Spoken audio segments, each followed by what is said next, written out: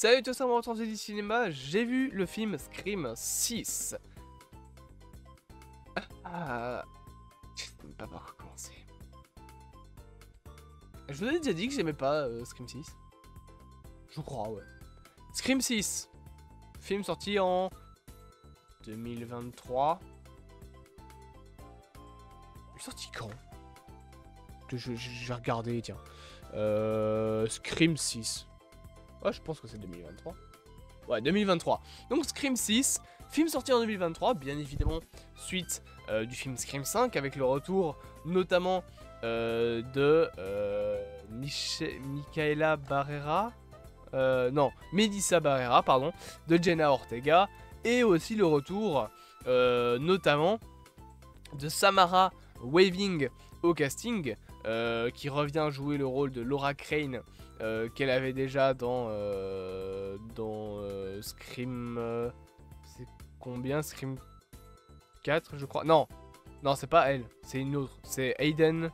Oh, je sais plus. Ah ouais, non, c'est ça, c'est Aiden Panettiere, pardon, qui jouait déjà dans les premiers Scream. Elle y jouait Kirby. Je me suis trompé de personnage, j'ai dit Laura, mais non, Laura c'est celle qui meurt au début. Donc, on a un nouveau film ici où on est parti de Woodsboro. On est cette fois-ci à New York, voilà. Melissa, Tara et Sam ont déménagé à New York pour voilà, se libérer un petit peu de tout ce bordel, notamment avec leur père, qui, je rappelle, était Billy Loomis, donc l'un des deux tueurs des premiers, du premier Scream. Sauf que, voilà, la mort semble en tout cas continuer à les poursuivre, puisque de nouveaux Ghostface apparaissent à New York, et cette fois-ci, ils sont 3. Waouh! Et ils vont continuer à tuer des gens. Bienvenue dans Scream 6. Je l'ai déjà dit pas mal de fois, je n'aime pas ce film. En fait, j'aime pas les Scream. Alors. J'aime pas les nouveaux Scream parce que Scream, c'est des films, ta gueule le chat, qui sont avec un côté méta. Notamment le 1 et le 2.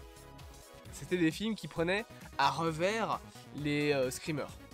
Les screamers, les slashers. Je suis malade, ok, je m'en sors plus avec mes mots, je suis désolé. Donc c'est un film qui prenait à revers les slashers. Scream 5 et 6, c'est des slashers tout ce qui est le plus banal. Ils ont rien pour eux en fait. C'est genre Scream 6, c'est No Way Home version slasher. On fait revenir des personnages de l'époque. Bien évidemment, il y a toujours dans les Scream ce personnage, notamment dans 5 et ta gueule le chat. Dans Scream 5 et 6, il y a ce personnage qui va au début du film te raconter tout le film en disant ouais, on est dans un préquel, ouais, on est dans un sequel, ouais, on est dans un requel. C'est tellement chiant parce que du coup, elle va t'expliquer tous les codes du film et au final, oui, tu sais très bien comment ça va se passer. Je trouve que avoir ce personnage chiant, en plus c'est vraiment le cliché de la geek nerd qui fait que regarder des films d'horreur. Enfin, je veux dire, ce cliché là c'était déjà... Putain, il y a mes lunettes qui battent en couille. Ce cliché là, pardon, il était déjà présent dans les premiers Scream et c'était déjà chiant. Mais là, expliquer tout le film dès le début, je trouve que c'est vraiment se tirer une balle en fait. Parce que du coup, tu cernes directement qui est le tueur, qui est quoi, etc. Et bien évidemment, la motivation des tueurs, c'est toujours un truc en mode ouais, t'as tué mon fils, etc. C'est toujours les mêmes archétypes de personnages qui sont les tueurs, à savoir le mec qui est de leur côté à la base. Je veux dire, là par exemple, on a donc le policier et ses deux enfants qui veulent se venger de Tara et Sam, puisqu'ils ont tué, je sais plus comment il s'appelle, l'autre con joué par Jack Quaid dans Scream 5, qui était un des trois fils du flic. Le flic qui s'appelle... Je sais plus. Comment il s'appelle? Y a pas son nom quelque part. Détective Ballet? Ouais, c'est ça. Détective Ballet. Donc Détective Ballet qui veut en gros venger la mort de son fils dans Scream 5. Chose que du coup voilà, on sent venir directement. Et bien évidemment t'as sa première fille qui meurt, sauf que bizarrement c'est la seule où on voit pas la mort précisément. C'est un petit peu comme dans Spiral en fait.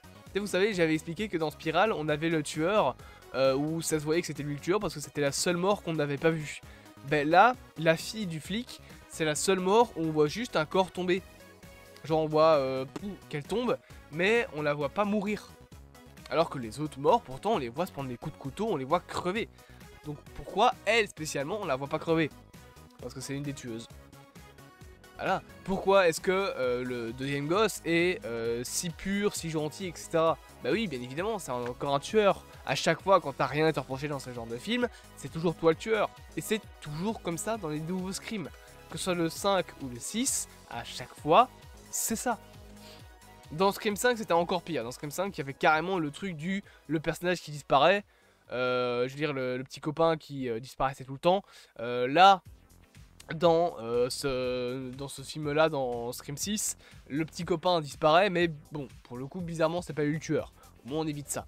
Mais voilà, les méchants ont le même genre de motivation que dans tous les films Scream. Au bout d'un moment, on les connaît par cœur.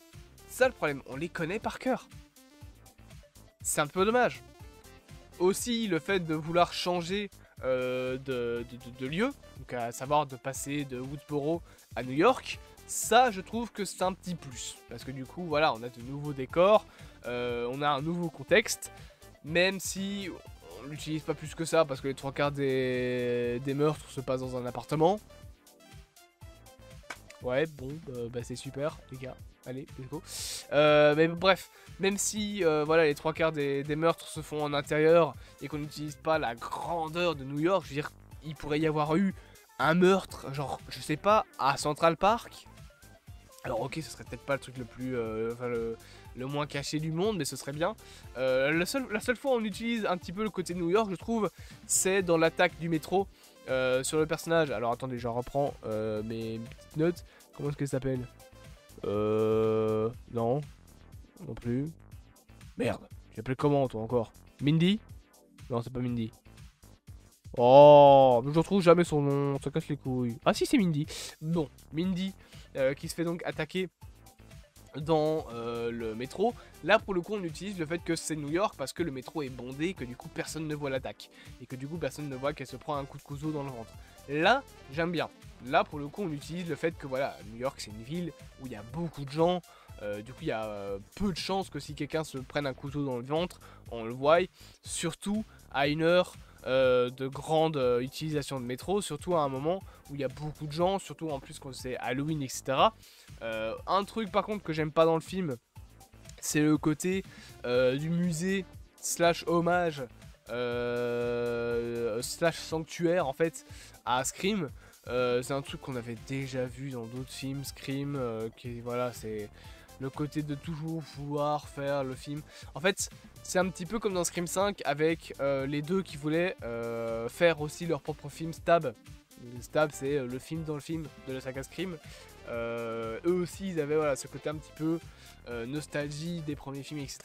Là, on a pareil avec le Scream 6, mais en encore plus poussé. Le seul truc qu'on n'a pas, c'est la présence de Neve Campbell. Mais bon, ça ce serait pour Scream 7. Donc en résumé, Scream c'est un film que voilà, je suis pas super fan. Il y a 2-3 bonnes choses pour le coup, mais c'est encore pour moi un slasher qui est devenu assez générique. Les Scream, c'est voilà, plus des trucs qui m'intéressent spécifiquement, c'est plus des films qui me hype beaucoup. Et le Scream 7 avec Neve Campbell ne me hype pas du tout. Bref, j'espère que cette petite vidéo vous aura plu. Bien évidemment, n'hésitez pas à vous abonner, à partager, à liker et à commenter. Et moi, je vous laisse là, j'en peux vraiment plus, je suis trop fatigué. Je vous dis au revoir et à demain pour Deadpool 3.